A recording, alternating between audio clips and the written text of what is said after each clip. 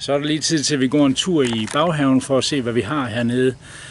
Normalt, hvis jeg skal ud og spise om aftenen, og jeg måske tænker, at nu i aften der skal jeg i hvert fald have en dessert, så skal jeg lige se, hvad man kan spise hernede. Det kan være noget, man henter ude bagved. Det gror alle steder, og det gror op ad træerne. Men nu skal jeg vise jer, hvordan den ser ud.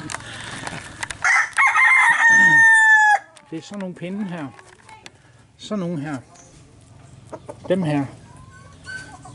Og de gror faktisk, de kravler op imellem grenene. Og hvis I ser, så går der går en lille en der, og den går opad. Og så er der en stor en deroppe. Men de kravler simpelthen op på alt andet bevoksning. Og det ser sådan her ud. Og dem skærer du lige en 5-6 skiver af, og i kogende vand.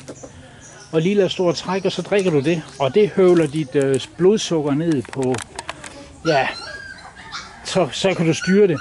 Jeg var ude at spise den anden dag. Og jeg skulle have dessert. Og det gjorde jeg, og da jeg kom hjem, der fik jeg sådan et glas der.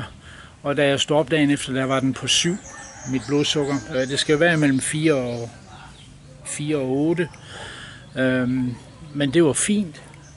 Og så er der noget andet her i baghaven.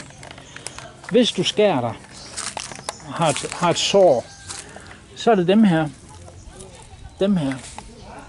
De kravler også op overalt. De der. Og så ruller du dem imellem hænderne.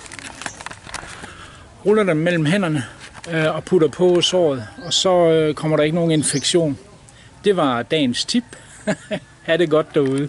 Hej.